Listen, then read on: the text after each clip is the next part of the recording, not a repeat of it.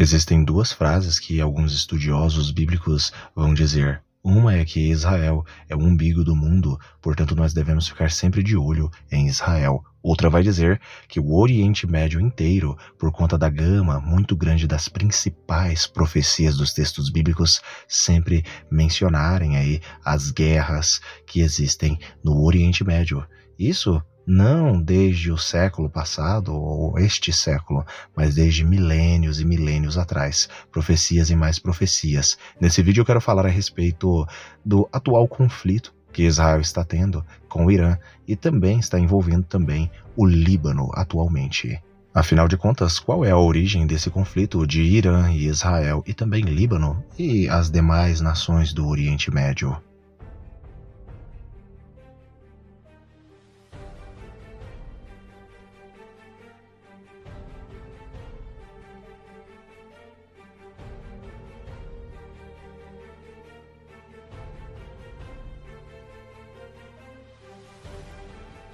Essas nações do Oriente Médio que guerreiam e que estão sempre em conflito contra Israel, estão todas elas mencionadas nos textos bíblicos, principalmente aí o Irã, também a Palestina, os antigos descendentes de Ismael estão em conflito desde a antiguidade com os descendentes de Israel. Uma curiosidade muito interessante é que essas guerras, elas não nasceram, como eu posso dizer para vocês, do conflito de Israel com Ismael, por assim dizer. Existem muitas pessoas que geralmente sempre dão aí essa base de que os conflitos que o Oriente Médio tem e possui por conta, da maioria das vezes, por conta de território, por conta da religiosidade, da geografia, na verdade está tudo voltado à questão dos descendentes de Ismael contra os descendentes de Isaac. Mas será que isso é uma realidade? Na verdade, isso tudo é uma meia-verdade, visto que existem também outros povos que já batalharam com o povo de Israel. E de 3.000 anos até o presente, muitas dessas nações mudaram etnicamente, culturalmente e religiosamente. Eu quero primeiramente falar a respeito de cada uma das nações que estão envolvidas nestes últimos acontecimentos que envolvem aí Israel, o Líbano e também o Irã. Afinal de contas, nas escrituras sagradas, quem são essas nações? Quem são esses povos? A Bíblia nos revela quem são esses povos. Vamos começar primeiramente aí com Israel, que todos nós sabemos aí que são os descendentes aí dos judeus antigos, né, dos israelitas antigos, apesar de miscigenados com povos europeus ali, principalmente os asquenazitas, os judeus asquenazitas, mas ainda assim continuam sendo descendentes aí dos antigos judeus. Mas afinal de contas, quem é o Irã nas escrituras sagradas? Na antiguidade, o Irã, o nome daquele país, abrigava aí um povo que foi um grande império na antiguidade, que apesar de ter basicamente livrado Israel a mandado de Deus, no caso do cativeiro babilônico, afinal de contas foram os persas. Ciro foi usado pelo próprio Deus para libertar o povo, aí no caso dessa servidão, dessa espécie de servidão ou cativeiro. Ou seja, respondendo a essa questão de quem é o Irã nas escrituras sagradas, o Irã é nada mais nada menos do que os antigos Medo-Persas, o antigo reino da Pérsia.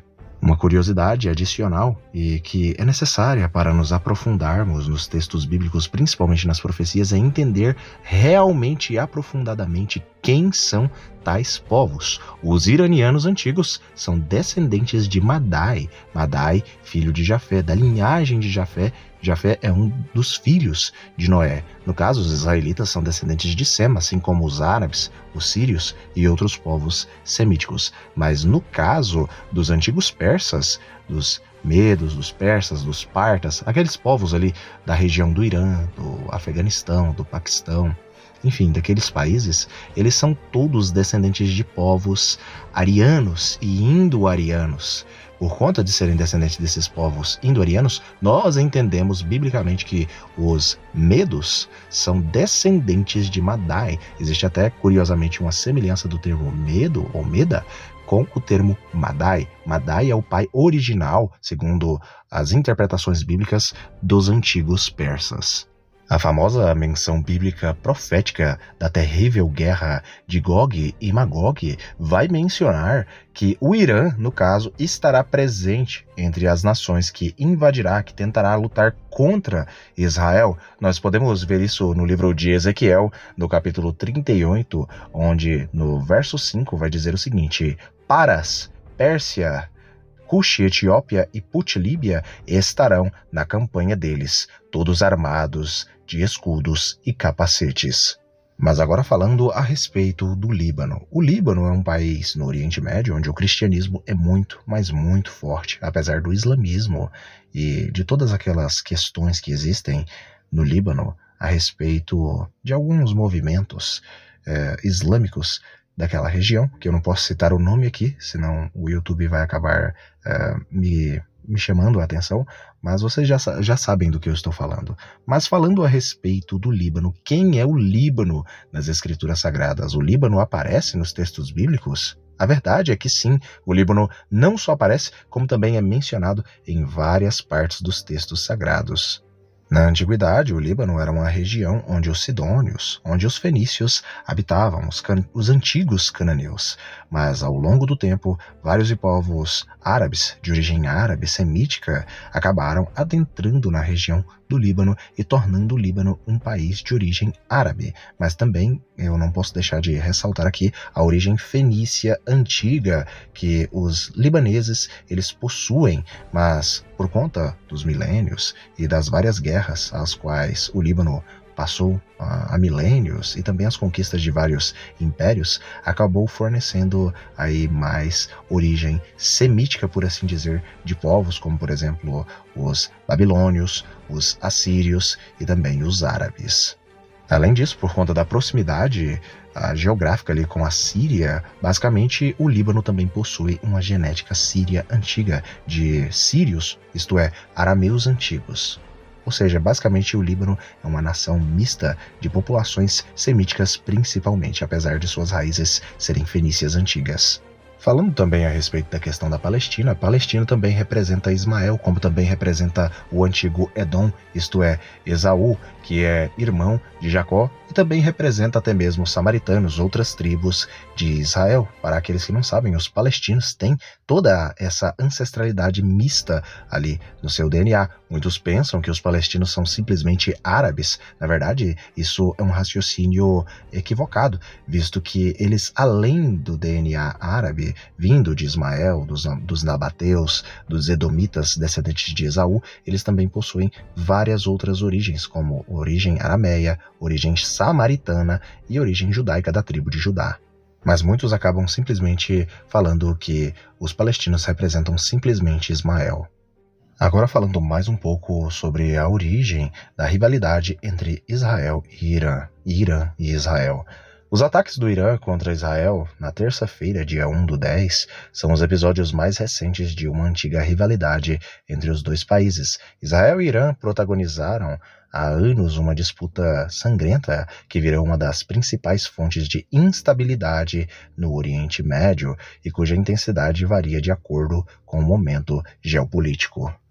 Para o Irã, em Teherã, Israel não tem o direito de existir, na concepção deles, na concepção dos iranianos. Os governantes iranianos consideram o país um pequeno diabo, o aliado no Oriente Médio dos Estados Unidos, que chamam de grande diabo.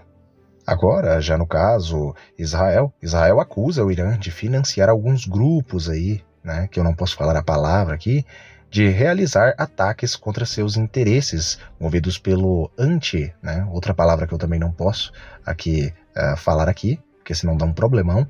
Todos os ayatollahs têm esse pensamento. A rivalidade aí entre os arqui-inimigos já fez um grande número aí de mortos, infelizmente, muitas vezes em ações secretas em que nenhum dos governos admite sua responsabilidade. Mas a realidade é que nós sabemos que isso, na verdade, já foi profetizado, que naquela região aconteceriam muitas e muitas guerras. Afinal de contas, nós sabemos, por sermos conhecedores dos textos sagrados, que guerras, rumores de guerras, nações contra nações, isso tudo iria acontecer. E a verdade é que está acontecendo, e acontecendo há milênios. Quantas guerras não já aconteceram desde a época de Cristo até o presente momento. E a realidade é que, basicamente, a tendência é só piorar, porque nenhum dos lados, por assim dizer, vai ceder.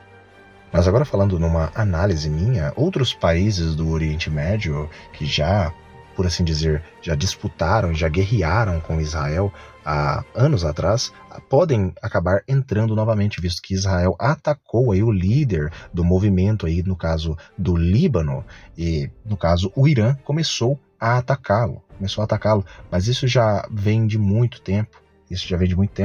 Ano passado mesmo teve ataques aí de Israel, ataques terríveis, ataques ali de assustar toda a população e colocar o terror nas ruas aí de Jerusalém e de toda Israel. O que nós devemos entender é que tudo isso é necessário, mas ainda não é o fim. Eu vejo muitos e muitos vídeos por aí de pessoas dizendo que já é o fim.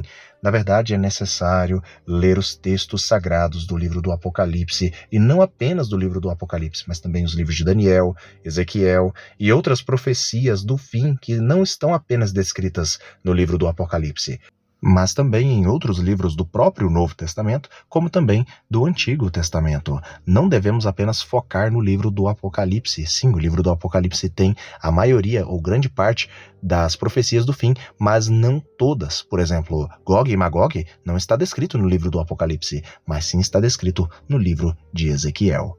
A respeito da guerra de Gog e Magog, dessa terrível guerra, nós sabemos que agora não vai acontecer esse tal Gog e Magog. Realmente, esse Gog e Magog é uma profecia que sim vai se cumprir, é uma terrível guerra que acontecerá no futuro, não agora, visto que as nações que estão envolvidas nessa guerra não são todas as nações de Ezequiel no capítulo 38. Pois menciona várias e várias outras nações, e não apenas o Irã e o Líbano, ou seja, muitas pessoas por aí estão dizendo que isso aí está se ajuntando, ou que é Gog e Magog. Não acreditem nesses vídeos, gente. Vamos analisar os textos bíblicos aí aprofundadamente, e não apenas escutar vídeos onde pessoas ali vão simplesmente dizer coisas sem fundamentos. Vamos ter a Bíblia como fundamento.